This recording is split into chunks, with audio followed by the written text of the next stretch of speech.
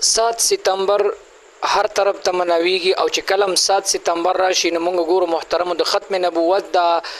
فضا او د اوازه ډیره انتهایی عام شي. هر طرف ته پروګرامات او د کانفرنسونه د ختم نبوت متعلق کیږي.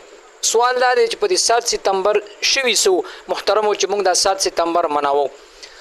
ډیرو ملګرو ته شاید د دې باره کې علم نوي او بعضي علما هغه کې دي شي یا ډیر ملګری هغه د غدي نه خبر وي، خو ما وختل چې زه د تاسو د 7 ستمبر شاته څه شوي دي او د دې شاته د علماو کومه قرباني پرته د مختصر په یو منټ دوه کې زه تاسو ردینا خبر کوم. نو د 1857 جنگ ازادي چې وشوله د غینه پس د انګريزانو حکومت راغلو نو بیا یو طرف ته چې دوی قتل چې مسلمانانو کې هر مکتب فکر والو کا نو دوی کې هغه اتفاق اتحاد د ختمول پکار دي. نو دوی چې کم نه د قادیان علاقې چې کم دی پیدا کیدونکو انسان مرزا غلام احمد قادیانی دی باندې مزه تاسو سره بیر کلیپ جوړوم. هغه راوچت کړل تیار کړل یاره وته د پیغمبري داوا او کله به د خدای توپ داوا کوله کله د پیغمبري داوا کوله کله به چې عیسی علی السلام کله به ویل چې امام مهدی علی السلام مختلف قسم داوی کول تر دې پوری دی مردار د ویل چې بیبي مریم داسې ناشنا داسې داویم کړي چې زنانه به هر حال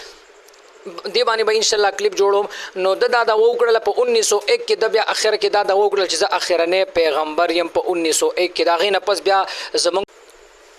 د 1953 پس دی خو مختلف مکتب فکر علماء کرام کاغه د دیوبند سره تعلق ساتي کاغه د بریلی حضرات تی کاغه اهل حدیث حضرات تی داسې کاغه د جماعت اسلامی د ابو اعلی مودودی پیروکار دي دا ټول د مشران راغون شول دي اتفاق وکړلو چې یار دا فتنه ډیره انتهایی خطرناک فتنه ده ځکه دا کفر ته د اسلام جامه ورغستل دي غلط عقاید او کفر عقاید ته اسلام ویل دي. نو دی وجنه هر مکتب فکر والا جوش جذبه کې راغله مشران را پاسیدل په دې کې مختلفو مشرانو منډي بیا اوله لکه د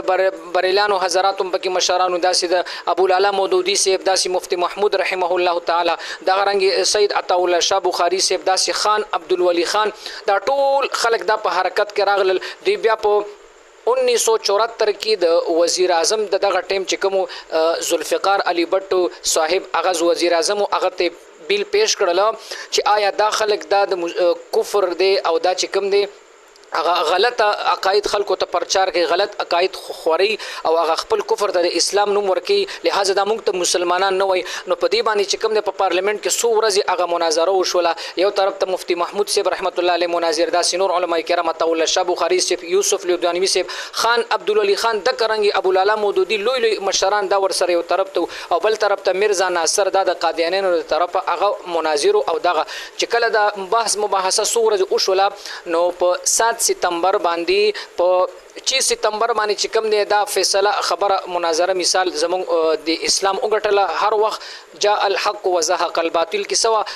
باطل او تخدید حق خلکو تخکاره شلو. نو بیا په 7 ستمبر باندې 7 ستمبر 1974 کې په آئینی تور باندې پارلیماني سطح باندې په بین الاقوامي سطح قومي سطح باندې چې کوم دی پارلیمنت دا فیصله وکړه چې آیا دا مسلمانان نه دي دي ته موږ مسلمانان نه وایو او دا خپل مسجد ته عبادت خانه ته جمعات نه وای خپل هغه درسګاه ته مدرسه نه وای خپل اذان ته اذان نه وای. لہذا په دې باندې قانوني سطح باندې په آئینی سطح باندې په دې باندې چې کم دی قانون پاس شو په 7 ستمبر 1974 کې دا غیر مسلم اقلیت قرار شول او لہذا دا به مسلمانان ځان ته نه وای. نو دا 7 ستمبر زکه محترم هر کال چې راشي نو 7 ستمبر د ختم نبوت متعلق مناویږي.